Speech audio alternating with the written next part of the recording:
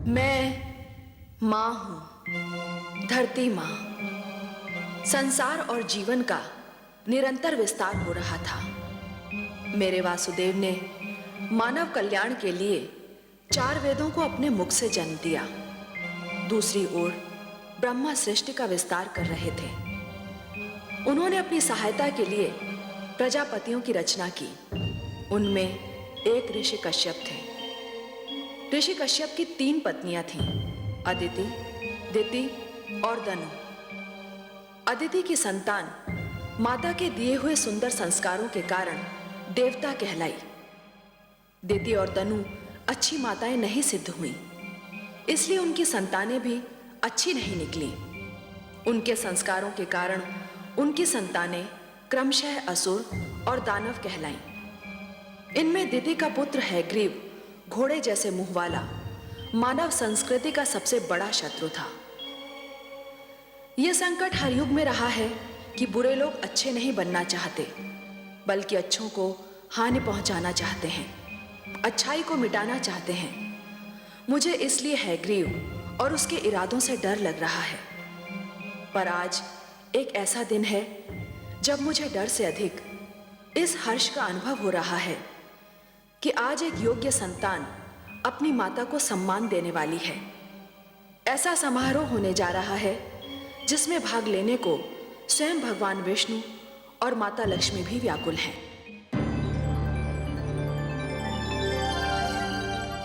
महादेवी जी परमेश्वर।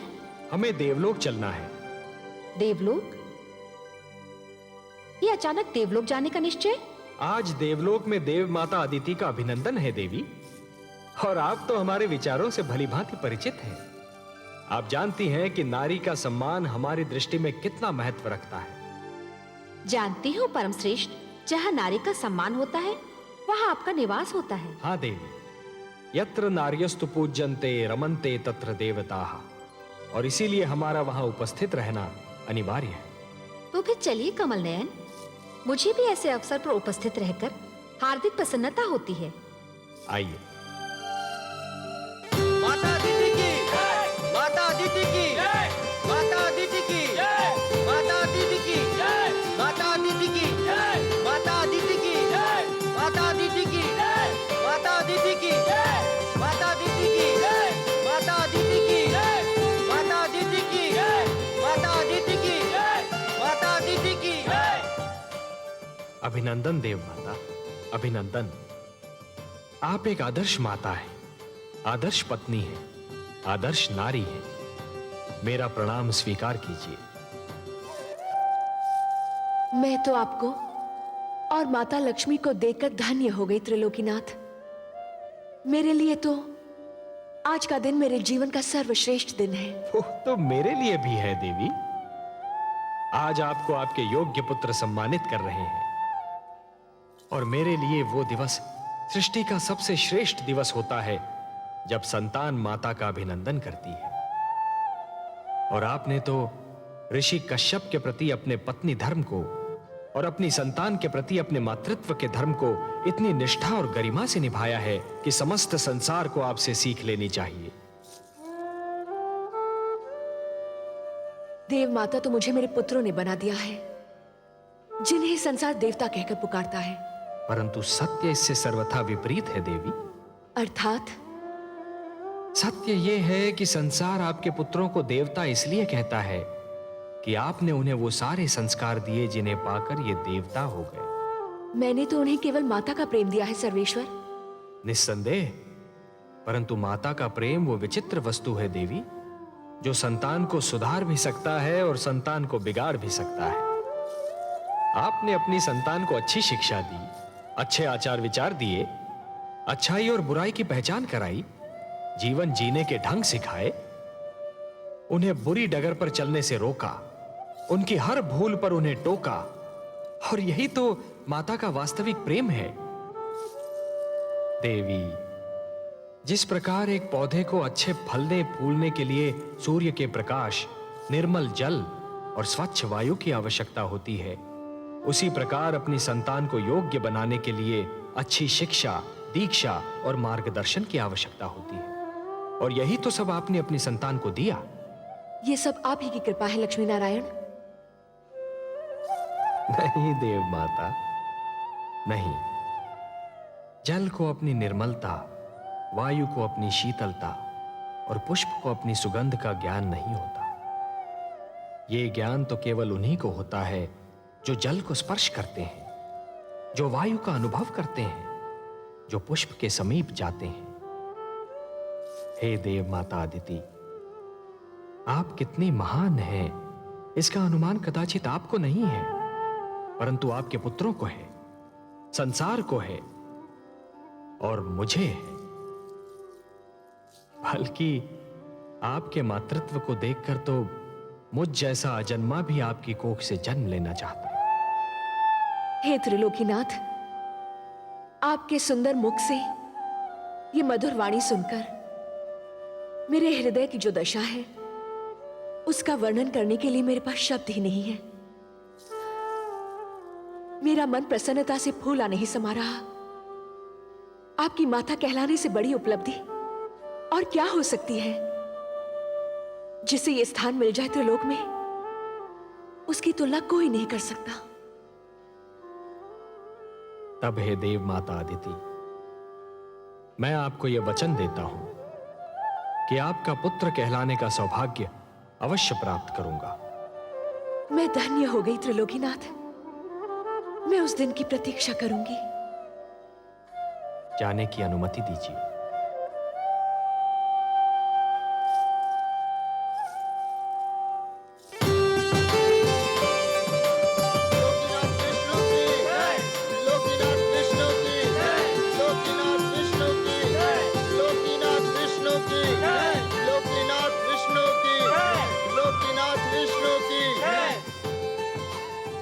आइए माता, विराजिए। धन्यवाद पुत्रों, तुम्हारे कारण तो मुझे आज इतना महान वरदान मिल गया। पर हम तो आपको कुछ न दे सके माते। संतान से मां को और क्या चाहिए। सुख और आदर तो तुम सबने मुझे इतना दिया कि मुझे और किसी वस्तु की इच्छा ना रही और ना ही आवश्यकता।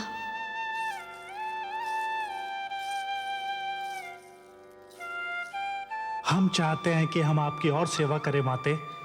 हम चाहते हैं कि आप अब यहीं रहे देवलोक में। हाँ माते, अब आप यहीं रह जाइए। पुत्रों, नारी का देवलोक वही होता है जहां उसका पति निवास करता है, और मेरा देवलोक मेरी धरती है जहां मेरे पति और तुम्हारे पिता प्रतीक्षा कर रहे हैं। तुम सब तो हर पल मेरे साथ हो, क्योंकि मेरे मन में हो। मुझे भी सदैव अपने मन में रखो, मैं भी तुम्हारे साथ रहूंगी। मैं अब चलूंगी। मेरे देवता को यज्ञ के लिए मेरी प्रतीक्षा करनी पड़े, ये मेरे पत्नी धर्म के विरुद्ध है। मुझे अब चलना चाहिए।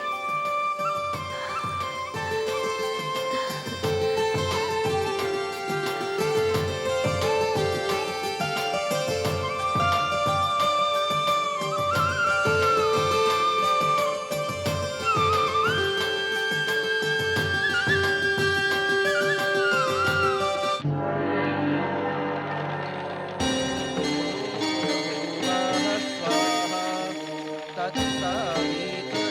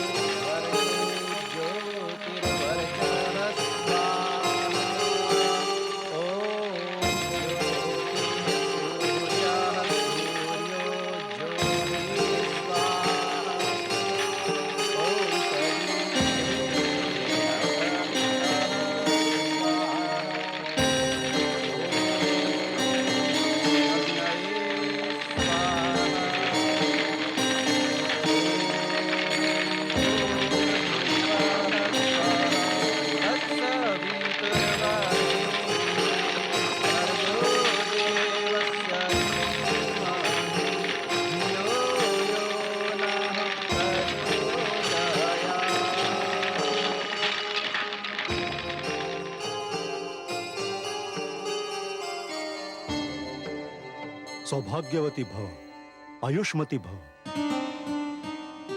देवी, मैं भगवान विष्णु से प्रार्थना करता हूं कि वो आपकी समस्त इच्छाएं पूरी करें। स्वामी, जिस नारी का पति भी देवता हो और संतान भी देवता मानी जाती हो, उसके मन की और क्या इच्छा हो सकती है? मेरे मन की बस एक ही इच्छा है कि हमारे परिवार पर भगवान विष्णु की कृपा सदा यूं ही बनी रहे।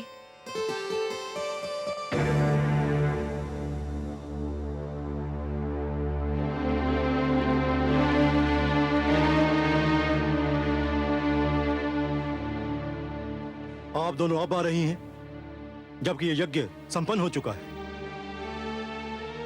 हमें क्षमा कर दीजिए स्वामी। क्षमा क्षमा करने के अतिरिक्त और मैं कर ही क्या सकता हूं। देवी, आप मेरी पत्नी हैं, मेरी संतान की मां। पर उसी संतान के कारण तो हम दोनों आ नहीं पाए। क्यों? क्या उन्होंने फिर कोई आतंक फैलाया है? घर में उन्हीं लोगों का तांता बंधा हुआ था जिनको हमारी संतान ने पीड़ित कर रखा है। हमारी समझ में ये नहीं आता कि आपकी तीनों संतानों में आप ही का रक्त है। फिर ऐसा क्यों है कि देवी अदिति के पुत्र देवता कहलाते हैं और संसार मेरी संतान को असुर और देवी दनु की संतान को दानव कहकर पुकारता है? पिता का रक्त संतान का शरीर बनाता है देवी। उसका चरित्र, उसका भविष्य माता की गोद ही बनाती है। माता की गोद शिशु की प्रथम और महानतम पाठशाला होती है। संस्कारों की नींव माता की गोद में ही पड़ती है और उसी पर चरित्र का महान भवन खड़ा होता है। शिशु अपनी माता की उंगली थामकर पहला पग उठाता है और यही पहला पग उसका भविष्य निर्धारित करता है। अदिति को ही देखिए, उन्होंने अपनी संतान को वो शिक्षा दी, वो संस्कार दिए, आज उन्हें श्रेष्ठ माना जाता है, देवता कहा जाता है। प्रभु की अनुपम देन है माता तेरा प्यार, तेरी गोदी में मिले जीवन को आकार। माँ से जो शिक्षा मिले वही बने संस्कार। माता के आशीष पर गर्व करे संसार, गर्व करे संसार।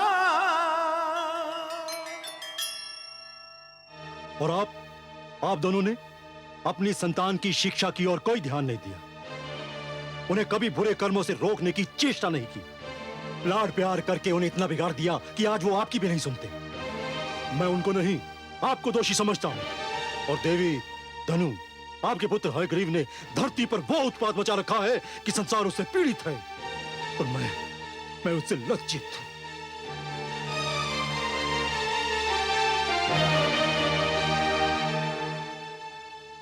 स्वामी,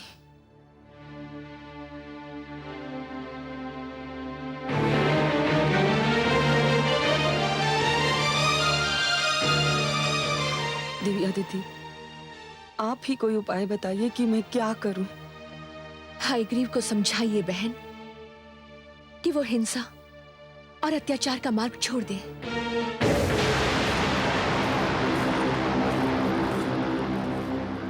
नहीं होने दूंगा मैं मानव कल्याण।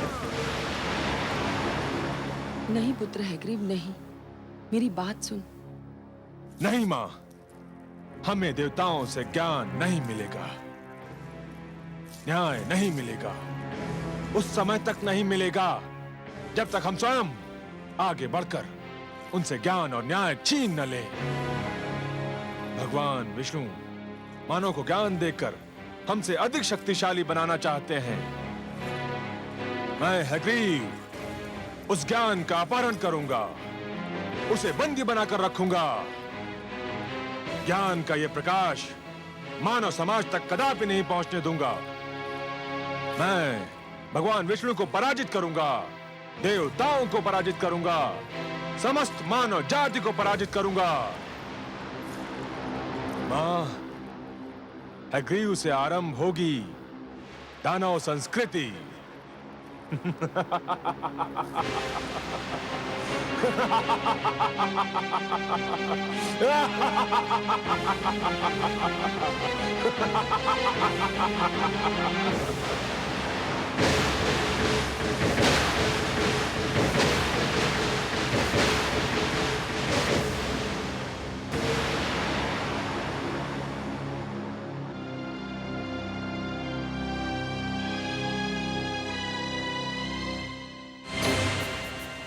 ऋग्वेद,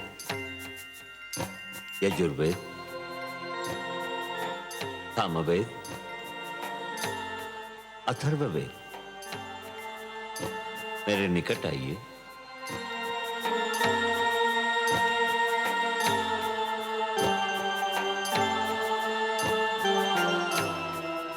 हे ब्रह्मा, आप हमें मानव लोक कब ले चलेंगे? हे ज्ञानकोश, अभी उसका उचित समय नहीं आया है। आपको मानव तक पहुंचाने से पहले मुझे कुछ और आवश्यक कार्य करने हैं। आपकी सुरक्षा मेरा सर्वप्रथम उत्तरदायित्व है। मुझे आपको उन हाथों में देना है जो आपके योग्य हों। मैं भगवान शिव से परामर्श करने जा रहा हूं। मेरे लौटने तक आप यहीं रहिए। जब तक मैं ना आऊं, तब तक इस क्षेत्र से बाहर पग न धरें। मैं शीघ्र ही लौट आऊंगा। हे ब्रह्मा, हम आपके आदेश का पालन करेंगे।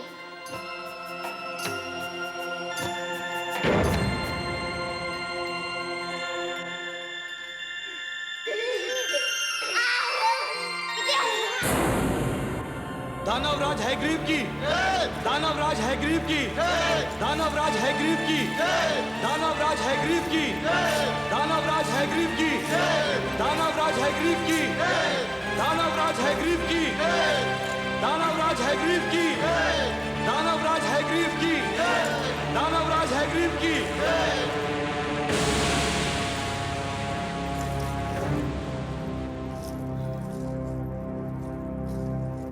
आज तुम्हें सुनाने के लिए कोई शुभ समाचार नहीं है मेरे पास। हाँ, दानव समाज के लिए एक अशुभ समाचार अवश्य है। देवता तो सदा से ही हमसे अधिक श्रेष्ठ और ज्ञानी माने जाते रहे, और अब देवताओं के मित्र विष्णु ने मानव को भी हमसे अधिक श्रेष्ठ और ज्ञानी बनाने के लिए 4 वेदों को जन्म दिया है। और विष्णु ने इन 4 वेदों को मानव तक पहुंचाने का कार्यभार ब्रह्मा को सौंपा है। और इस समय वो 4 वेद ब्रह्मा के पास हैं। ये हम दानवों के विरुद्ध षड्यंत्र है। ये देवताओं का मानव के प्रति पक्षपात है। इसे किसी प्रकार रोकिए। रोकूंगा, अवश्य रोकूंगा। जब तक मैं जीवित हूं, ज्ञान का यह प्रकाश मानव जाति तक कदापि नहीं पहुंचने दूंगा। मारक, घातक,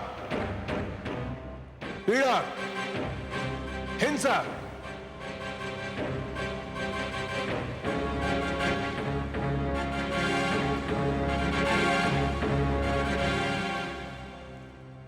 तुम चारों को अपनी शक्ति पर बड़ा गर्व है ना? आज तुम सबकी शक्ति की परीक्षा है। जाओ और ब्रह्मलोक से उन 4 बालकों को पकड़कर हमारी सभा में ले आओ। जाओ। जो क्या दानवराज, आपके आदेश का पालन होगा। दानवराज हेग्रीव की, दानव संस्कृति की, दानवराज हेग्रीव की, दानव संस्कृति की।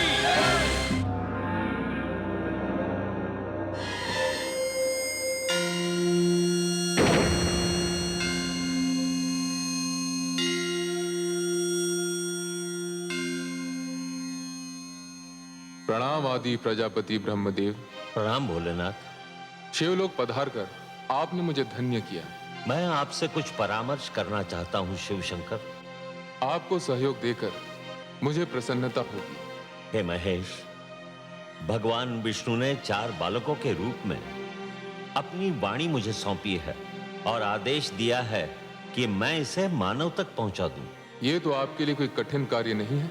कठिन कार्य तो नहीं है, पर एक दुविधा ने मुझे आ घेरा है। दुविधा? और आपको?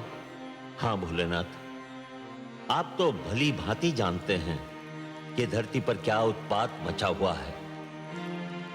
युद्ध, छल, कपट, भ्रष्टाचार, अत्याचार से धरती की दशा दयनीय हो गई है। एक मानव दूसरे मानव के रक्त का प्यासा हो रहा है। ऐसे मानव को भगवान विष्णु की दी हुई ये महान वाणी, यह अनुपम भेंट मैं कैसे सौंप सकता हूं भला? तो फिर आपने क्या निर्णय किया? कोई निर्णय लेने से पहले मेरे लिए आपकी स्वीकृति की आवश्यकता है। मेरी स्वीकृति? हाँ शिव शंकर, इस सृष्टि की रचना मैंने की है, परंतु इस सृष्टि में बहुत सी ऐसी वस्तुएं भी जन्म ले चुकी हैं जो अनचाही हैं। मैं इस सृष्टि में परिवर्तन चाहता हूं। भगवान विष्णु के आप्त वचन को मानव तक पहुंचाने से पहले मैं चाहता हूं कि धरती से कुरूपता, पाप, अन्याय तथा अवगुण का विनाश हो जाए। और हे महेश, यह कार्य तो केवल आप ही कर सकते हैं। हे आदि प्रजापति, इस धरती पर रूप और कुरूपता, न्याय और अन्याय तथा गुण और अवगुण एक दूसरे में इस प्रकार समाये हुए हैं, यदि एक को मिटाया जाए तो दूसरे का भी कुछ अंश मिट सकता है। पुण्य और पाप एक दूसरे में इस प्रकार उलझ गए हैं, यदि एक पर चोट की जाए तो दूसरे को भी हानि पहुंच सकती है। यह क्षेत्र आपका है भोलेनाथ, कोई और इस कार्य में हस्तक्षेप कर ही नहीं सकता। यह निर्णय केवल आप ही कर सकते हैं कि किसको नष्ट किया जाए और किसकी सुरक्षा की जाए। आप जो निर्णय करेंगे वही उचित होगा, परंतु निर्णय तो आपको करना ही होगा। मुझे सोचने का अवसर दीजिए प्रभु।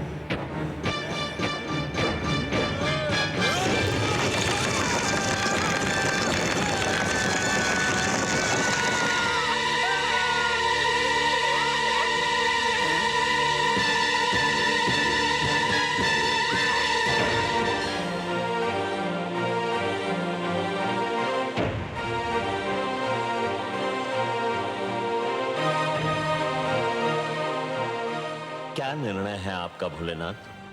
हे ब्रह्मदेव, मैं इस निष्कर्ष पर पहुंचा हूं कि सृष्टि को पूर्णतया नष्ट करना उचित नहीं होगा। धरती को बने अभी अधिक समय नहीं बीता है। मेरे विचार में नष्ट करने के स्थान पर धरती को स्वच्छ किया जाना चाहिए। जल स्वच्छ करने का कार्य करता है। जिस प्रकार मनुष्य जल में स्नान करके अपने शरीर पर जमे मैल को दूर कर देता है, ठीक उसी प्रकार यदि धरती जल में डूबकर उभरे तो उसकी समस्त बुराइयां धुल जाएंगी जो आपको अनचाही लग रही हैं। परंतु धरती तो जल में डूबकर उभर आएगी, पर उस पर बसी मानव जाति का क्या होगा? मैं नए मानव को जन्म दूंगा। उसमें भी एक कठिनाई है। क्या कठिनाई है भोलेनाथ? आपके पुत्र मनु मानव सुरक्षा के लिए तप कर रहे हैं। वे मानव जाति का विनाश होने नहीं देंगे। तप करना उसके अधिकार में है, किंतु सृष्टि के विनाश को रोकना उसके अधिकार में नहीं है। मनु को उसका कर्म करने दीजिए। भगवान विष्णु की स्तुति कर रहा है वो। उसका और उसके तप का परिणाम भगवान विष्णु की इच्छा पर छोड़ दीजिए। मैंने आपसे जो निवेदन किया है, मुझे उसका उत्तर चाहिए भोलेनाथ। उत्तर? उसका तो केवल एक ही उत्तर है। धरती पर जल प्लावन होगा। हे शिव, मैं आपको प्रणाम करता हूं।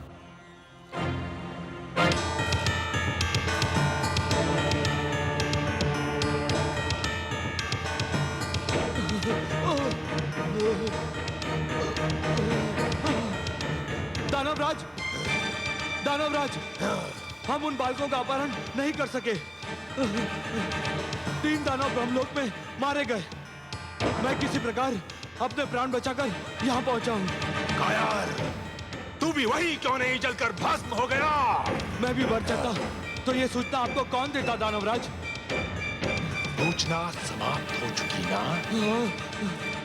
तो फिर अब तेरा कार्य भी समाप्त हो गया। अब तुझे जीवित रहने की कोई आवश्यकता नहीं।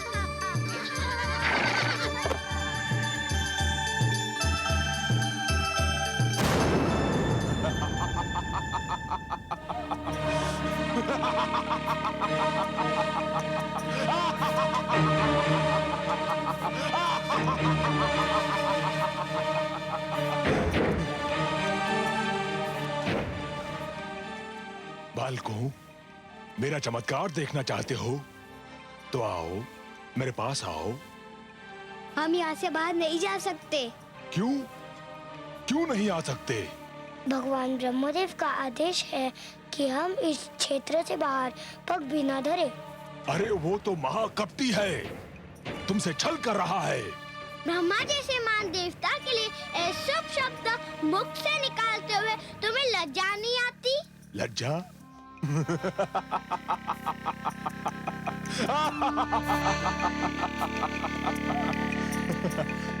उस छलिए से लज्जा? जानते हो वो कहाँ गया है? जानते हैं, वो शिवलोक गए हैं। और वहाँ क्या करने गया है? ये तो हम नहीं जानते। तुम चारों को पाकर ब्रह्मा के मन में खोट समा गया है। तुम झूठ बोलते हो। मैं सत्य कह रहा हूँ। ब्रह्मा शिव के पास ये निवेदन करने गए हैं कि वो धरती को नष्ट कर दें। किंतु क्यों? बड़े भोले हो तुम चारों, इतना भी नहीं समझते। सीधी सी बात है, धरती नष्ट हो जाएगी तो मानव भी नष्ट हो जाएगा, और मानव नष्ट हो जाएगा तो तुम चारों सदा के लिए ब्रह्मा की संपत्ति बन जाओगे, और वो तुम चारों को दास बनाकर रखेगा। हम कैसे मान ले कि तुम सच बोल रहे हो? इसीलिए तो मानव समाज ने मुझे यहाँ भेजा है कि मैं तुम चारों को ब्रह्मा के पंजे से मुक्त करा के उसके पास पहुंचा दूं जिसकी तुम धरोहर हो।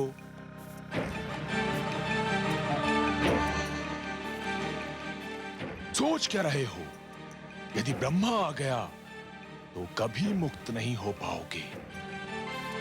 जीवन भर उसके दास बनकर उसकी सेवा करते रहोगे। व्यर्थ सोच विचार में समय नष्ट ना करो। मेरे साथ चलो, आओ आओ। मैं तुम्हें वचन देता हूं कि मैं तुम्हें इसी समय मानव के पास पहुंचा दूंगा। मानव बहुत समय से तुम्हारी प्रतीक्षा कर रहे हैं। आओ, मेरे पास आओ, आओ, आओ।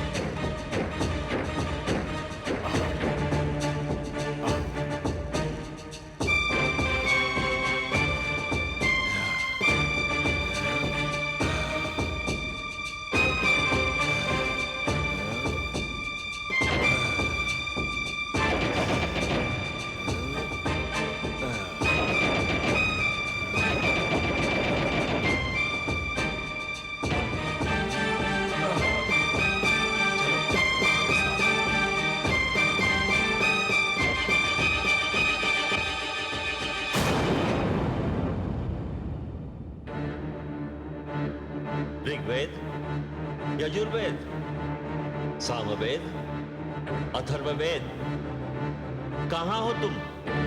कहाँ हो? सामवेद, अथर्ववेद, ऋग्वेद, यजुर्वेद, कहाँ गए तुम लोग?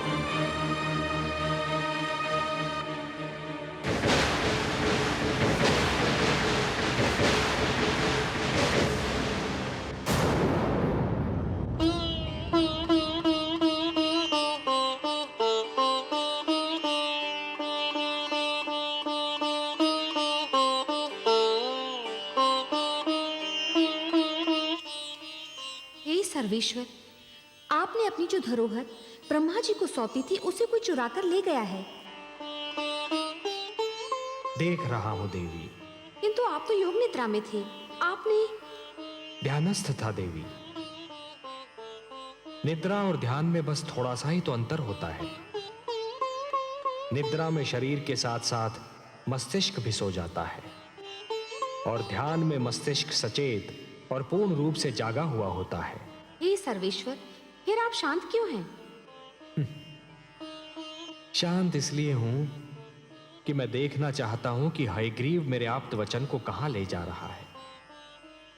जब तक पूरी घटना को देख न लिया जाए, समझ न लिया जाए, उसके परिणामों का अनुमान न लगा लिया जाए, तब तक कोई भी पग उठाना उचित नहीं होगा। शीघ्रता मानव की प्रवृत्ति है। मुझे इस घटना को पूर्णतया देख लेने दीजिए महादेवी।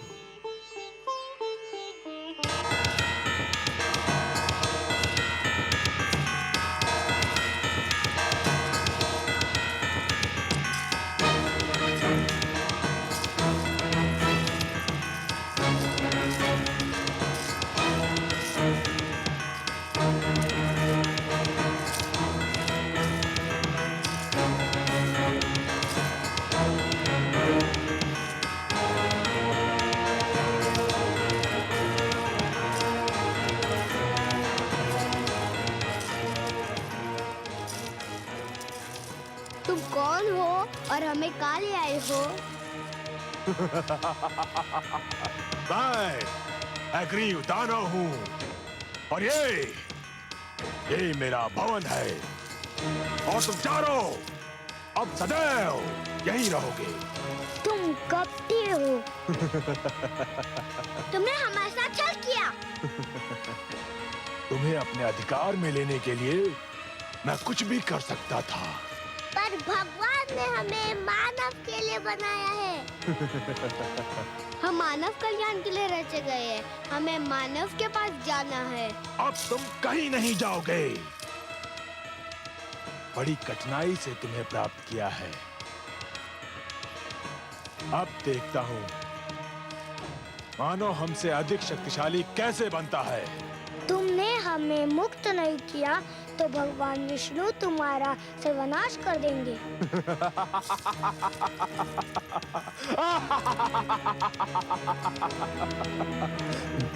अब मेरा कोई सर्वनाश नहीं कर सकता।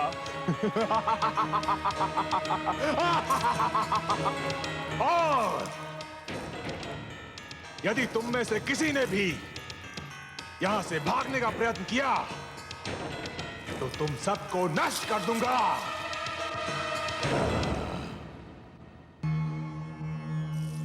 प्रणाम। हमारी धरोहर चोरी हो गई। कोई हमारे वेदों को अपहरण कर ले गया। यही सूचना लेकर आए हैं ना आप ब्रह्मा जी? आपसे क्या छुपा है सर्वेश्वर? हाँ, ऐसा ही हुआ है। मैं शिवलोक गया था। मेरी अनुपस्थिति में कोई उन्हें चुरा ले गया। ये कार्य दानव हयग्रीव ने किया है। जब से देवताओं ने दानवों और असुरों पर श्रेष्ठता प्राप्त की है, तभी से वो दुष्ट द्वेष की अग्नि में जल रहे थे। अब जब उन्हें यह ज्ञात हुआ कि वेदों के कारण मानव भी उनसे श्रेष्ठ हो जाएगा, तो वो सहन नहीं कर सके। मैं हयग्रीव को ऐसा कड़ा दंड दूंगा कि वो जीवन भर भूल नहीं पाएगा। ब्रह्मा जी, वेद मेरी वाणी है। मानव कल्याण के लिए उन्हें मैंने रचा था। उसने वस्तु मेरी चुराई है और इसीलिए अपने विरुद्ध किए गए अपराध का दंड भी उसे मैं ही दूंगा। परंतु आप निश्चिंत रहिए। काग अपनी चाल बदल लेने से हंस नहीं बन जाता। विष अपना रंग बदल लेने से अमृत नहीं हो सकता। वेदों को अपने निकट रखने के उपरांत भी दानव अपनी दानवी प्रवृत्ति नहीं बदल सकते। फिर भी अपनी पवित्र वाणी को अपवित्र वातावरण में नहीं रहने दूंगा मैं। यह मेरा संकल्प है। जो संस्कारहीन है वो ज्ञान तक पहुंचकर भी अज्ञान के अंधकार से बाहर नहीं निकल सकते। हे जनार्दन, एक और विचार भी मुझे व्याकुल कर रहा है। मेरे अनुरोध पर भगवान शिव ने पृथ्वी को जलमग्न करने का निर्णय लिया है। दूसरी ओर मनु ने सृष्टि की सुरक्षा के लिए आमरण व्रत रख लिया है। धरती के जलमग्न होने में अधिक विलंब नहीं है। आपके पुत्र मनु की इच्छा और हमारा उद्देश्य एक ही है। उसकी इच्छा है मानव कल्याण और वही हमारा भी उद्देश्य है। अब महादेव के निर्णय और हमारे उद्देश्य की पूर्ति के बीच क्या होना है, यह आप हम पर छोड़ दीजिए। आप चिंता मुक्त होकर जाइए ब्रह्मलोक। हे नारायण, सृष्टि के कल्याण के लिए आप जो भी करेंगे, सृष्टि का कल्याण उसी में है। प्रणाम।